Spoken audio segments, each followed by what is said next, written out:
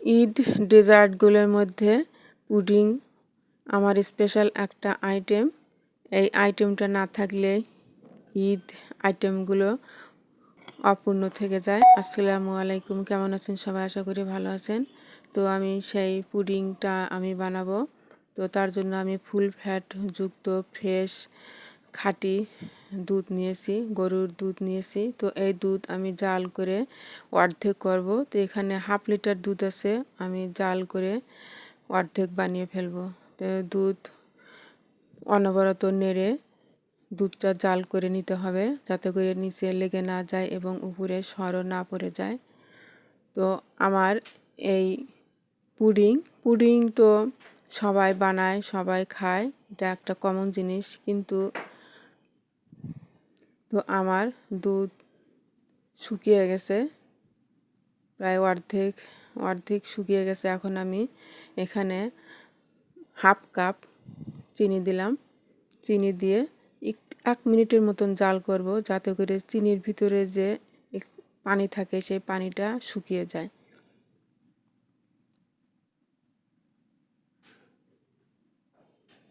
দুধ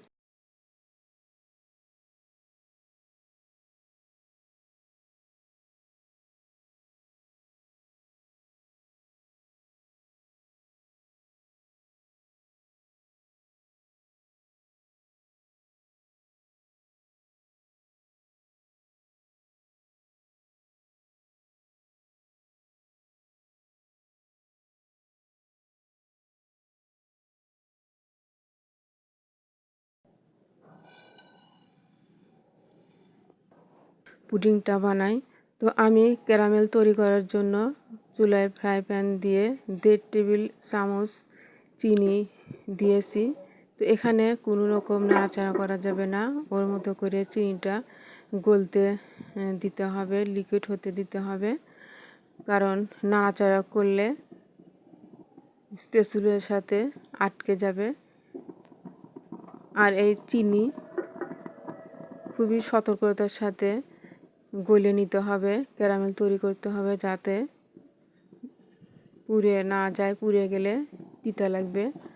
তো এই তো আমার ক্যারামেল হয়ে গেছে, অর্থাৎ সম্পূর্ণ হয় নাই, চিনিটা গলে গেছে, কালার চলে আসছে। এখন আমি 1 টেবিল চামচ পানি দিলাম। তো এখানে সবসময় গরম পানি দেওয়ার চেষ্টা করবেন। আর এখানে পানি দেওয়ার একটাই কারণ পানি না দিলে, কারণ আমি যেহেতু প্লাস্টিকের বক্সে পুডিংটা সেট করব, তো সরাসরি যদি আমি শুধু চিনি ক্যারামেল দেই তাহলে বক্সটা পুড়ে যাওয়ার সম্ভাবনা থাকবে। আর তাছাড়া দেখা যাবে যে ঢালতে ঢালতে শক্ত হয়ে যাবে, তখন ক্যারামেল ঠিকভাবে সেট করা যাবে না। তো এখন আমি ক্যারামেলটা সেট হওয়ার জন্য আমি নর্মাল ফ্রিজে রেখে দেবো ঠান্ডা হওয়ার জন্য। এদিকে দুধ ঠান্ডা হয়ে গেছে। তো এখানে কারণ হাফ লিটার দুধ 2 কাপ 2.5 কাপের মতন হয়, তো এখানে 1 কাপের মতন হয়েছে জাল করার পর। কারণ দুধের যে মাপ সেটা ঠিক আছে। আর এখানে হাফ লিটারের জন্য আমি 2টো ডিম নিয়েছি, আর নিয়েছি 2টো সাদা এলাচ। 2টো সাদা এলাচ আমি গুঁড়ো করে নিয়েছি।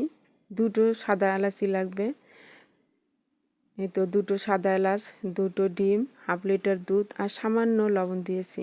দিয়ে ব্লেন্ডারে ব্লেন্ড করে নিলাম। কারণ ব্লেন্ডারে ব্লেন্ড করলে একদম দুধ একদম লিকুইড হয়ে যায়, একদম স্মুথ হয়ে যায়, এতে পুডিংটা ভালো হয়। তো এখন আমি ছেঁকে নিলাম। ছেঁকে নিলে দুধের ভিতরে যদি কোনো দানা দানা ভাব থাকে তাহলে সেটা বের হয়ে যায়।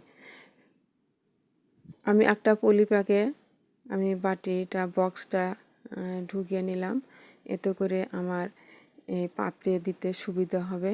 আর এখানে আমি আগে থেকে একটা পাত্রে পানি দিয়ে আমি হিট করে নিয়েছি, একটা স্ট্যান্ড দিয়ে, তারপরে একটা গামছা দিয়েছি। কারণ এটা যেহেতু প্লাস্টিকের বক্স, সরাসরি স্ট্যান্ডের উপরে দিলে বক্সটা পুড়ে যাওয়ার সম্ভাবনা থাকবে। তো আমি একদম লোতে দিয়ে আমি 30 মিনিটের মতন আমি তো বেক করে নিলাম। তো এখন আমি ঠান্ডা হওয়া পর্যন্ত আমি এই পাত্রে রেখে দিয়েছিলাম। তারপরে ওখান থেকে তুলে নর্মাল ফ্রিজে রেখে দিয়েছিলাম ঠান্ডা হওয়ার জন্য। এই তো এখন আমি এটা বের করছি। তো আমার এই পুডিং অফলাইনে ভাইরাল, অনেক মানুষ খেয়েছে, চেনা অচেনা বহু মানুষ আমার এই পুডিং খেয়েছে এবং সামনে প্রশংসা করেছে এবং দেখা গেছে যে অনেক দিন পরে এসে আবার নিজে থেকে সে পুডিংয়ের কথা বলেছে। এই তো দেখতে পাচ্ছেন কত সুন্দরভাবে সেট হয়েছে। তো পারফেক্ট একটা পুডিংয়ের যে রেসিপি সেটা হচ্ছে আপনার, সাধারণত আমি বেশিরভাগ 4 ডিম দিয়ে করি। 1 কেজি দুধ, 4টা ডিম আর 4টা সাদা এলাচ, সামান্য লবণ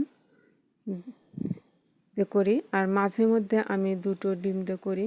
তো এটা আমার করা ছিল অনেক আগে, তো ভিডিও করে রেখেছিলাম।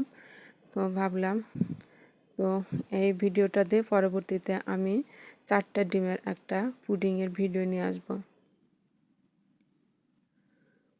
তো অনেকে পুডিংয়ের ভিতরে ভ্যানিলা এসেন্স দেয়, এটা আমি একদমই আমার সহ্য হয় না। কারণ ভ্যানিলা এসেন্স এটা কেকেই মানায়, কেকের টেস্টটাই নিয়ে আসে, কিন্তু পুডিংয়ে এটা মানায় না, এটা সেট হয় না, এটা যায় না। তারপরও কেন জানি না সবাই পুডিংয়ে ভ্যানিলা এসেন্স দেয়। তো যাই হোক, আমার এই পুডিং ওই তো বললাম অনেক মানুষ খেয়েছে, অফলাইনে ভাইরাল।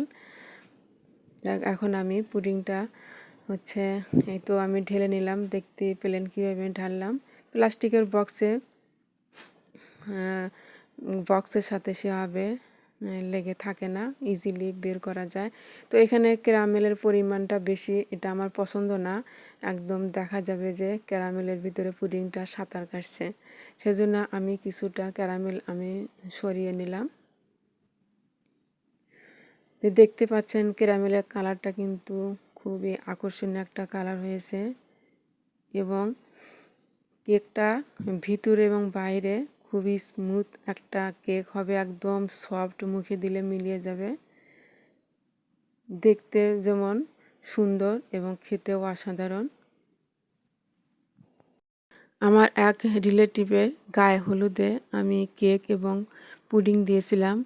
তো সেই ছেলের পক্ষের এক আপু গায়ে হলুদে আসছিল। তো এসে সরাসরি কনেকে বলেছে, আগে থেকে পরিচয় ছিল, কনেকে বলেছে যে পুডিংয়ের রেসিপিটা আমাকে দিতে হবে, কারণ আমি নিজেও পুডিং বানিয়েছি এবং অনেক জায়গায় খেয়েছি, এরকম পুডিং আমি কখনো খাই নাই। তো রেসিপিটা আমাকে দিতে হবে।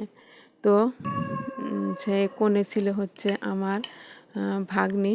তো বলেছিল এটা আমার খালামণি বানায়। তো আমি নিজেই জানি না আপনাকে আমি কিভাবে এই রেসিপিটা দেব। এটা হচ্ছে খালামণির সিক্রেট একটা রেসিপি। তো সেই রেসিপিটা আপনাদের সাথে আজকে শেয়ার করলাম। তো একবার হলেও আমার এই রেসিপি এইভাবে এই প্রসেসে পুডিংটা বানাবেন, দেখবেন পুডিংটা কতটা ভালো লাগে।